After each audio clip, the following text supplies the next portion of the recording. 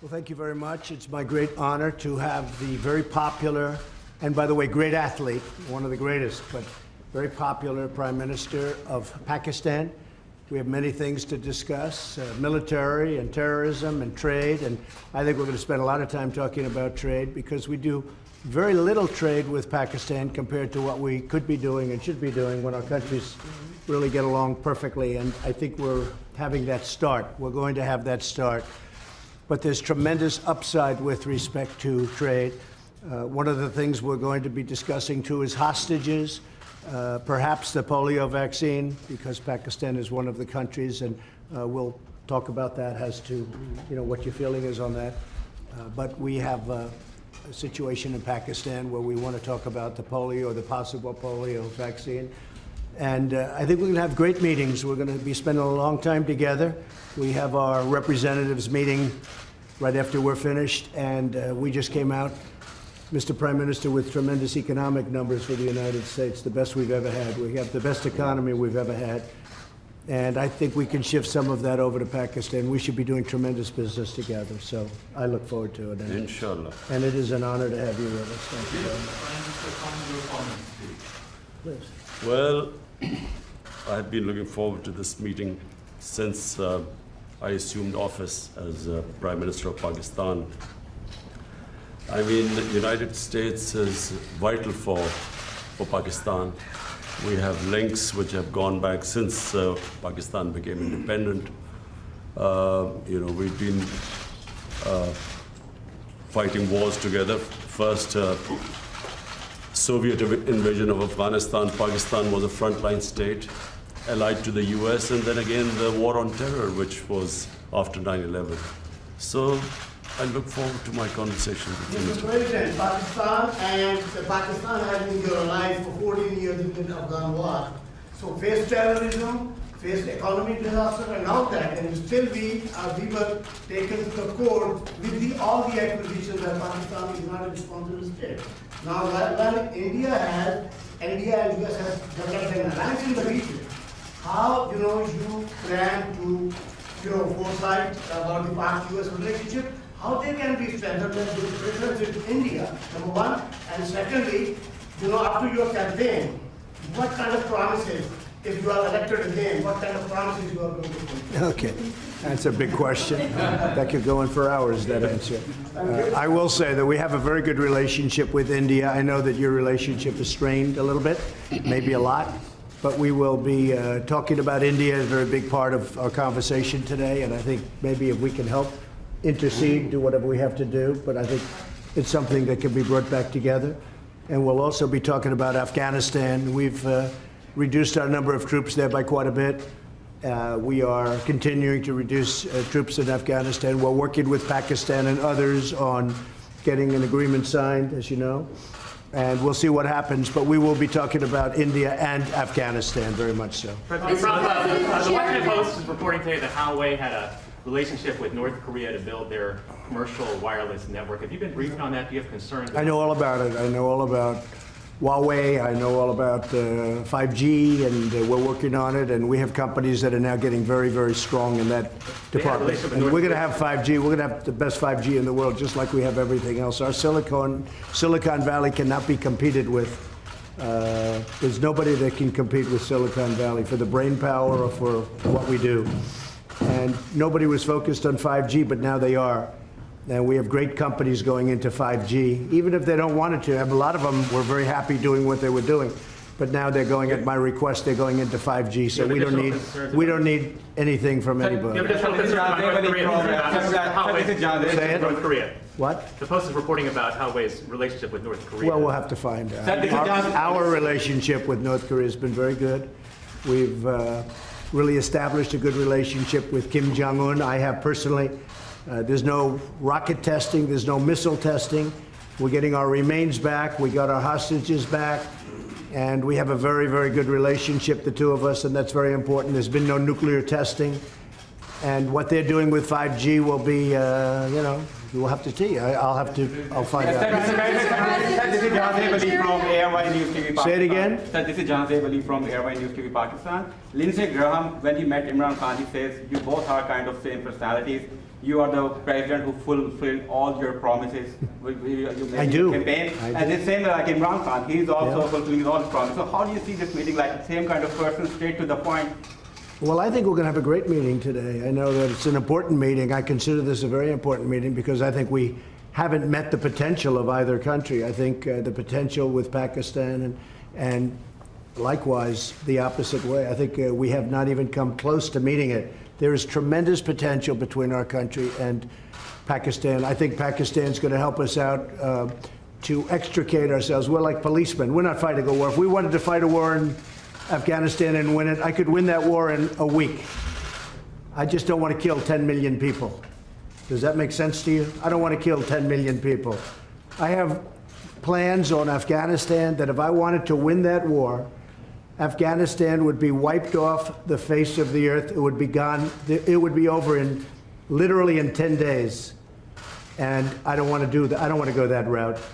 So we're working with Pakistan and others to extricate ourselves, nor do we want to be policemen, because basically we're policemen right now. And we're not supposed to be policemen. We've been there for 19 years in Afghanistan. It's ridiculous.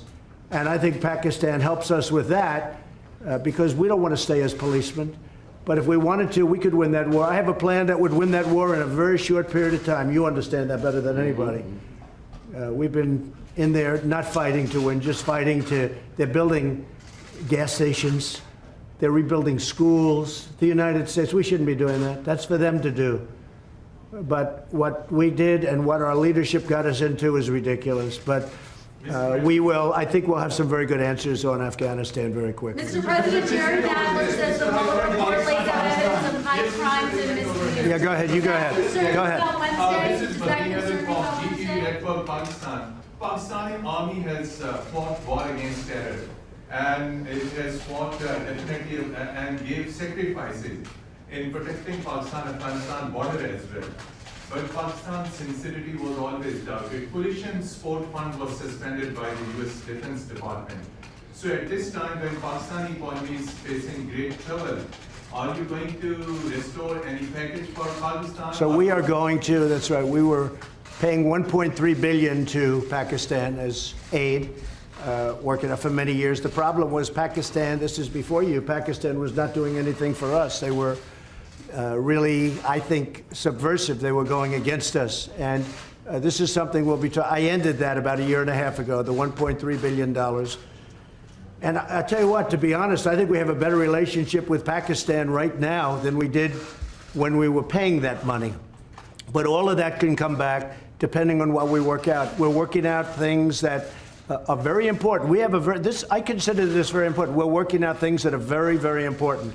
And I think at the end of this, at the end of a very short time, we're going to have a very great relationship with Pakistan. And we should. It's a great country. They're great people. I have many friends from Pakistan. Living in New York, I have a lot of Pakistani friends, I will tell you that. And they're great people. Smart, tough. They are tough. There's no question about that. They're like him. They're tough. Mr. President, you voted on Wednesday. No, I'm not going to be watching, probably, maybe I'll see a little bit of it. I'm not going to be watching Mueller because you can't take all those bites out of the apple. We had no collusion, no obstruction.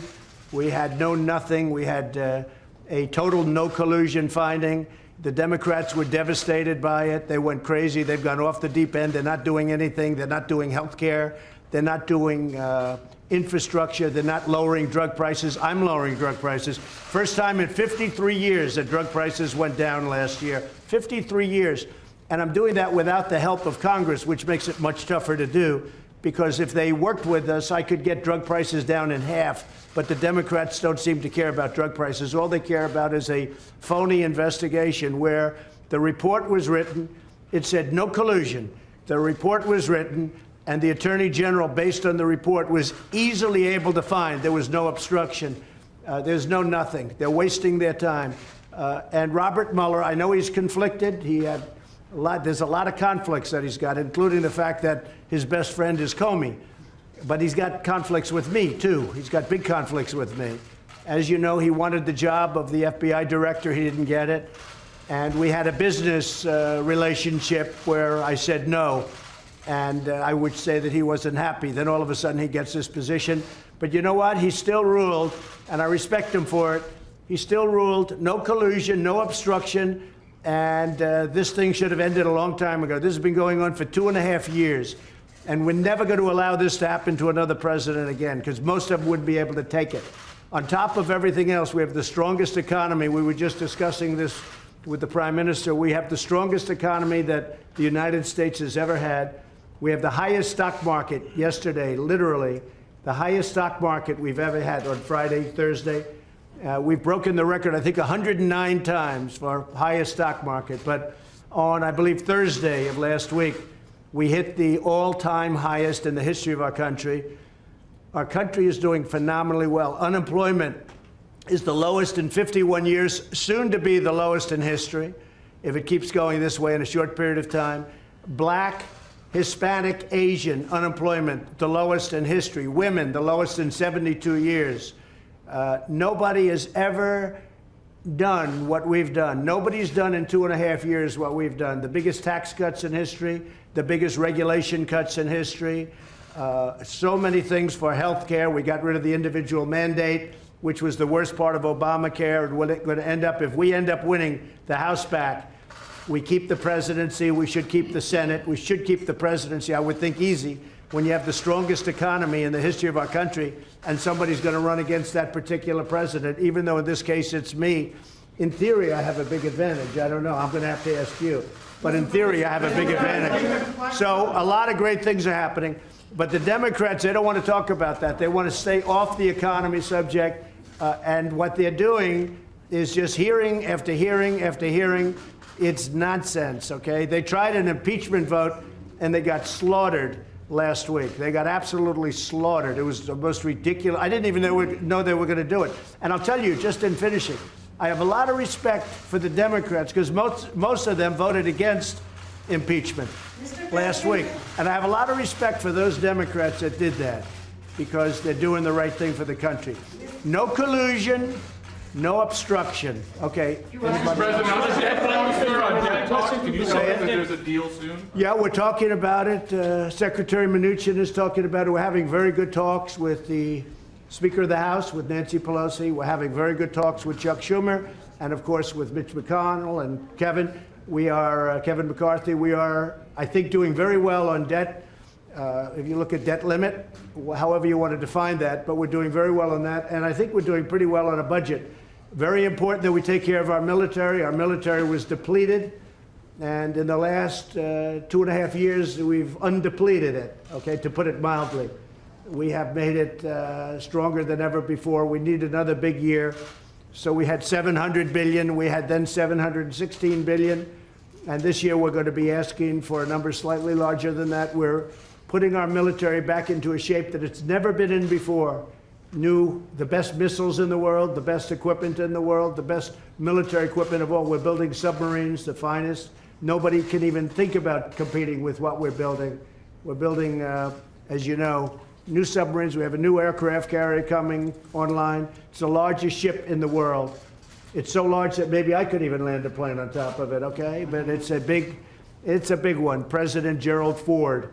It's a phenomenal ship. So what we're doing is incredible things for our country. You know, just about, and I might say this about the military equipment.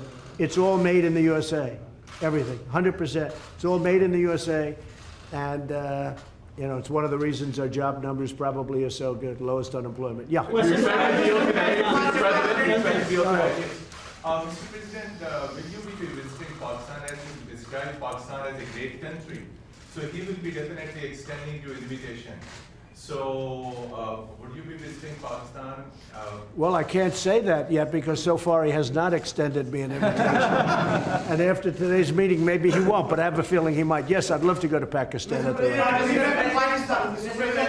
Yes, please. Behzad Salimi here from Pakistani news channel Akhtar. Is there any exact date or time frame of U.S. troops withdrawal is under consideration at your administration? Are you talking about from Afghanistan? Yes. Yeah, we have already withdrawn quite a few, and we're doing it very slowly, very safely. and we're working with Pakistan and with, as you know, we're negotiating with the Taliban.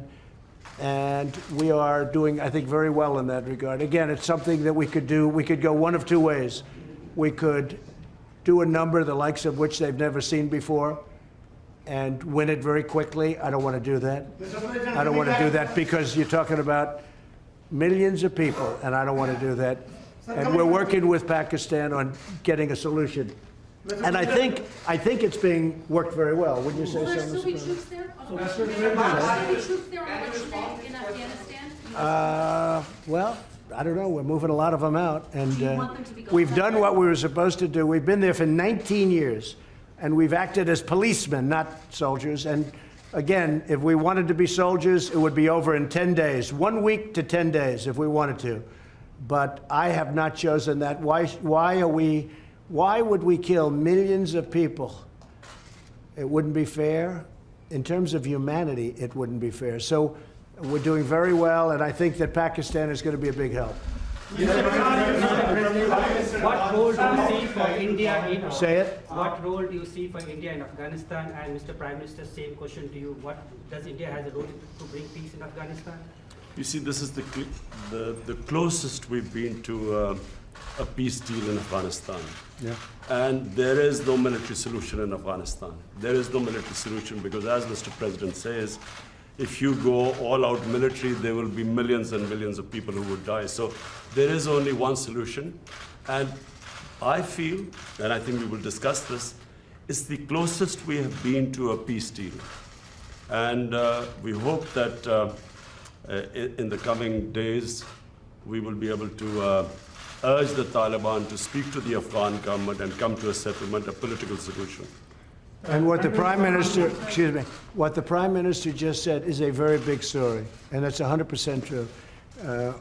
We've made a lot of progress over the last couple of weeks, and Pakistan has helped us with that progress. But a lot of great things are happening. A lot of things are happening for the United States, and I think a lot of great things are going to be happening for Pakistan, too, under your leadership. I really feel that. Thank you. Okay. Mr. President, on Iran, are we closer to negotiations or to armed conflict? I think Iran doesn't know where they are. I've been watching and reading a lot of reports, and right now they're a very mixed up country. They don't know whether they're coming or going. They have tremendous problems economically.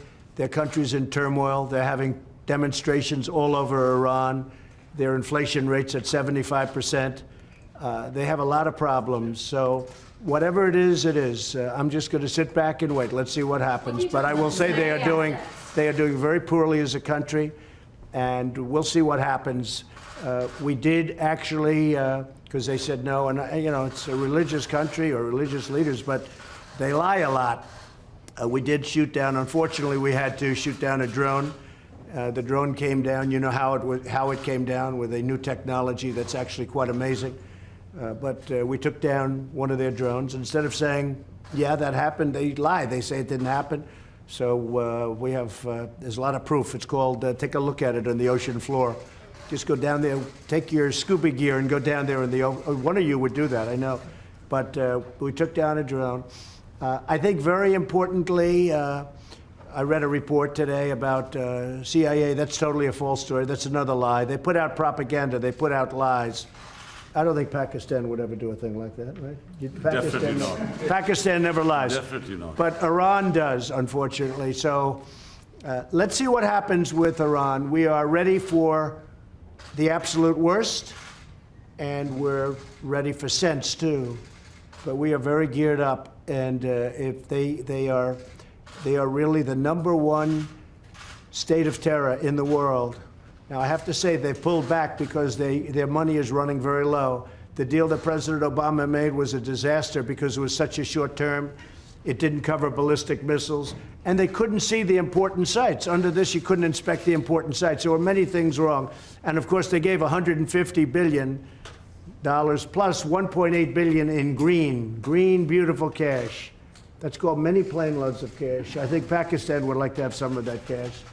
But they gave $1.8 billion in cash, which is unthinkable. And instead of being respectful and thankful which frankly they should have been to the United States and to President Obama for making that ridiculous deal. Instead of being respectful, they put their finger up in the air, and this finger, the thumb, they put their finger up in the air and they disrespected the United States. They shouldn't have done that. That was a big mistake. One of the best things I've done is terminate that ridiculous deal. If they want to make a deal, frankly, it's getting harder for me to want to make a deal with Iran because they behave very badly. They're saying bad things, and I'll tell you, it could go either way, very easily, very easily. And I'm okay either way it goes. Yeah, go ahead. Are you from Pakistan? Yeah, I'm from Pakistan. Good. I want a couple of Pakistani reporters. Yeah. I like them much better than our reporters. Question, 92 News, Khurram Shahzad. Question is, what do you think Pakistan could not deliver in 18 years? And you have so much hope now that it could deliver. What are those things that Pakistan You mean what they didn't do to end the war? 18 years. Well, I don't think Pakistan, look, I don't think Pakistan respected the United States. I don't think Pakistan respected its presidents. And I think Pakistan could have done a lot. I think Pakistan can do a tremendous amount with respect to Afghanistan. They didn't do it, and I don't blame them because they were dealing with the wrong president. Who knows? But I think Pakistan could have done, they're helping us a lot now. I think they could have helped us a lot in the past, but it doesn't matter. We have a new leader. He's going to be a great leader of Pakistan.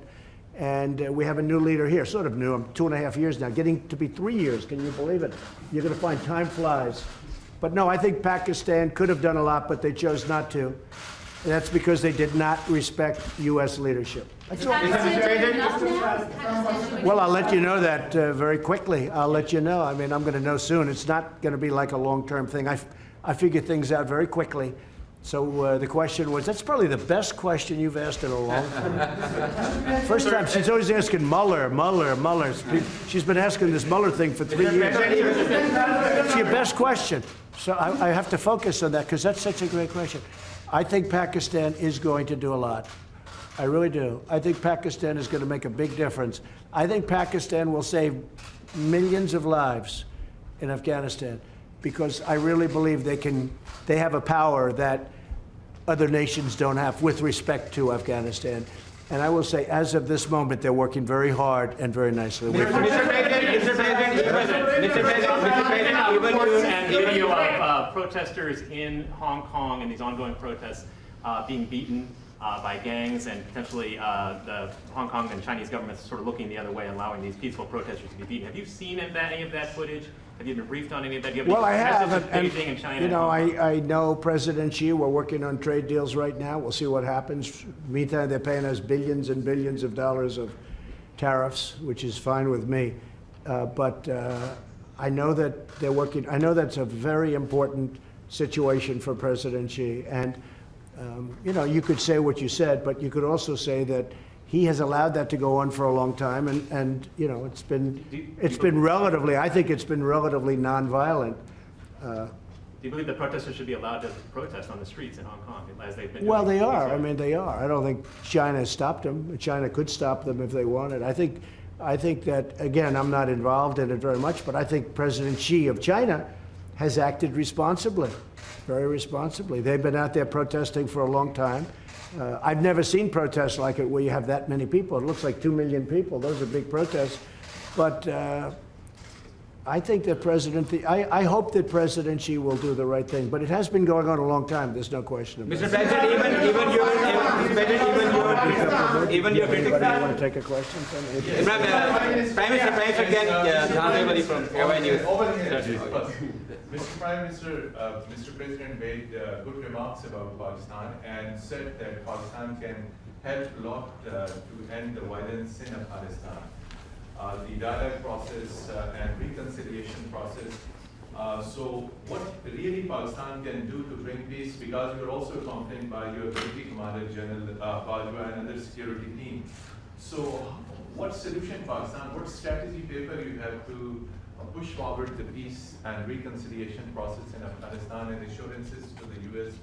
Yes. Well, number one, this is the longest war that the United States has ever fought. It's almost 19 years.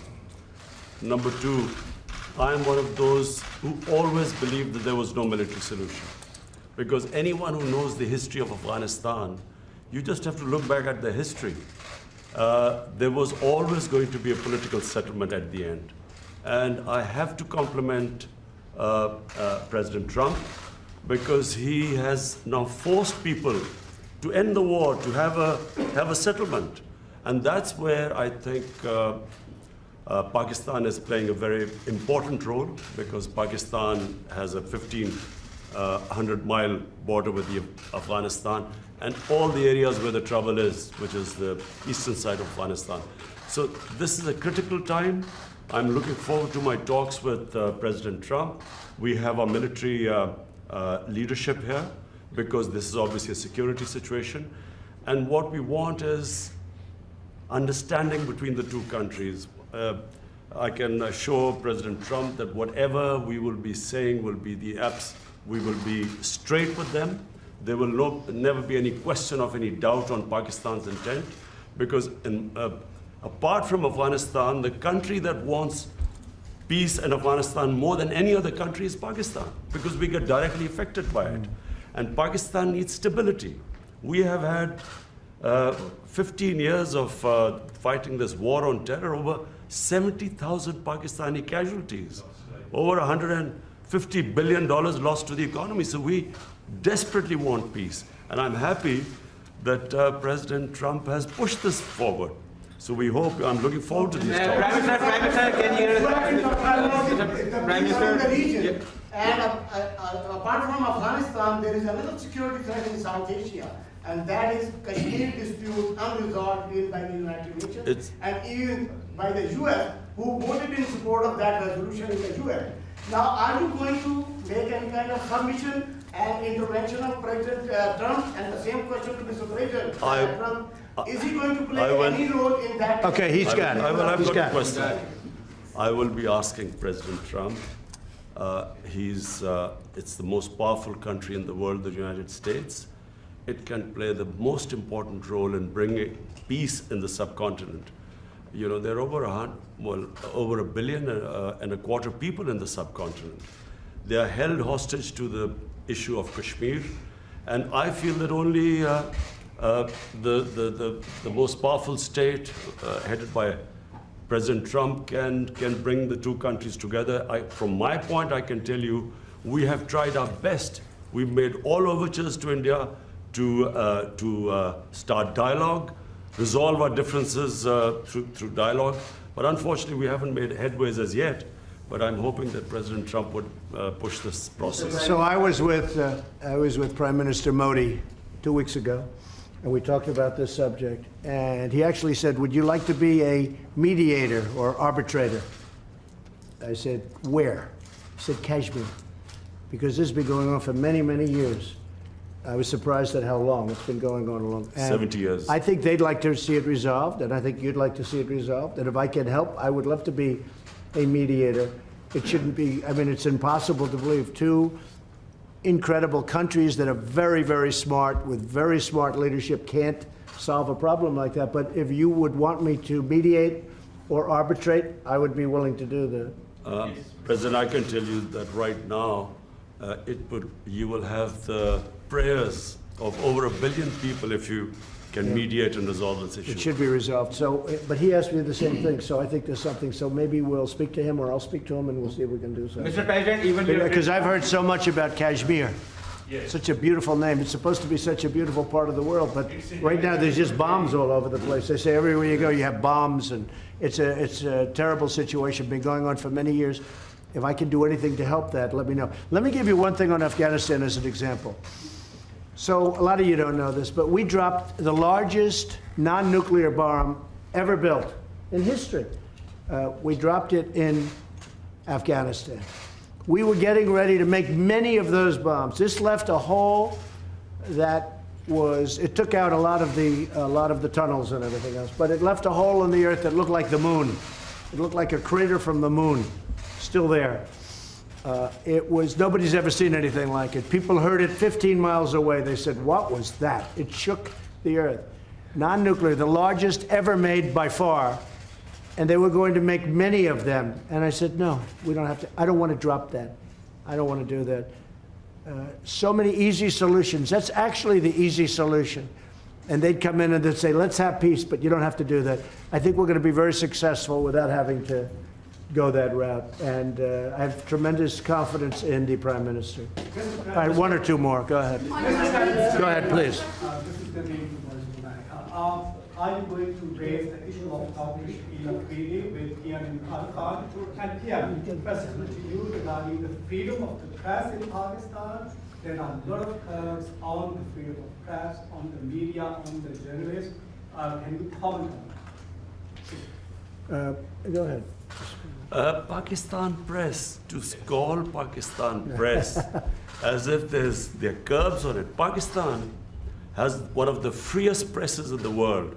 All you have to do is, since I've been the Prime Minister in the last 10 months, I mean, the criticism I have received from my own press, unprecedented. So to say that there are curbs on Pakistan press is a joke. When you say unprecedented, it can't, wait a minute, wait. There's no way you're treated worse than I am. Mr. Prime Minister, you are fighting, Mr. Prime Minister. You're going to have to speak because I didn't hear your words. Yeah, the question was, are you going to raise the issue of freedom or the release of Dr. Freedom of the press? Dr. Oh, yes. The doctor who helped... We will do that. We will. We're talking about hostages. We're talking about hostages being held in various places. I've had very good luck with hostages, with North Korea, with many places. They've treated us with respect, and I appreciate it. Made a big difference. We have 2 or 3 hostages that we're talking about. That's one of the gentlemen that we have heard about. And we will be discussing that with many other subjects. Yes, we will. And President Trump, just a minute. President Trump, we will be giving you good news about the 2 hostages in a month. Thank you. Mr. Prime Minister, you are fighting North Korea, sir. North Korea, sir.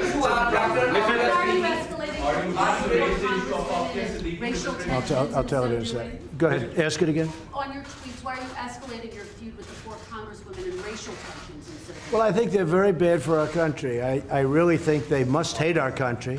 I think the 4 congressmen we're talking about, the congresswomen, what they've said about Israel, what they've said about our country, when they talk about disgusting people, when they talk the way they talk, when the one mentioned that brown people should speak for brown people and Muslim people should speak for Muslim people, and you hear all this, it's not what our country is all about. No, I think they're very bad for our country.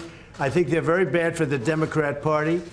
I think you see that, and they're pulling the Democrats way left. Nobody knows how to handle them. I feel they're easy to handle. To me, they're easy to handle because they're just out there. They're very bad for our country, absolutely.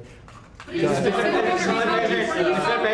I don't think, no racial tension. No, there's no racial tension. Look, I had my best numbers recently, and it's because of the economy and what I've done for the African American. When you look at the African Americans are doing better than they've ever done in our country. We're creating numbers. Look at the poverty numbers. Look at so many different, look at the unemployment numbers, the best they've ever had. No, we have fantastic relationships with the African American community. I think you'll see that. Certainly, you're going to see that in 2020. I believe. Even your critics say that you are going to win the 2020 elections, and you are obviously very confident about that. Same thing with Imran Khan. Sir, you are also having a big war against corruption in Pakistan. So can you just give us a little comment on that? Well, I think he's going to win, and I think what's going to happen, of course, he's got a little ways to wait. But I'll go over, I'm going to campaign for you. I'm going to help him with this case. Sir, can you, war against corruption, can you please comment on that? Ali Imran, representing Associated Press of Pakistan. Prime Minister Imran Khan has said that Pakistan is looking for trade and economic relationships and investment in Pakistan. Are you willing to do that? Yes. Because many experts say that economic prosperity is the best antidote to extremism and militancy. I agree, and I think that's very true, and it's actually a very good question. The answer is yes. I see great trade with Pakistan, and I'm not talking about a little bit more. I'm talking about we could go 10 and even 20 times what we're doing right now. You know, Pakistan's a big country. It's actually a very big country, and they have tremendous product. They make great product. They make tremendous. I bought from Pakistan over the years when I was in the private sector. They make incredible product. They're brilliant people. They're hardworking people. I think we're going to have a fantastic trade relationship. I don't mean we'll increase it by 20%. I mean, I think we can quadruple it. I think you could go, I mean, literally, it sounds great. You could go 10 times more. You could go 20 times more. Because what we do right now is not much, and we should do a lot. So I think that's going to be, and I also do agree that that has so much to do with great peace. Having a great trading relationship has so much to do with peace and extremism in this case. I think it can have, so I expect that we will, within a very short period of time, start having very significant trade with Pakistan. Sir, are there any working level talks with North Korea scheduled at this point since you met with Kim Jong-un? No, we just have a very good relationship, and probably they would like to meet, and we'll see what happens. There was a little correspondence recently, very positive correspondence with North Korea. Between you or again, there's no nuclear testing, there's no missile testing, there's no nothing. I think we will, yeah, at a certain point, when they're ready, we'll be ready. Good question, Mr. President. Good question on India. One question, please. Go ahead. One question, please. Sayyidah from Pakistan. Did you raise the voice for Dr. Afia Siddiqui? Well, there'll be things discussed, so, you know, that would be for afterwards. We'll discuss things.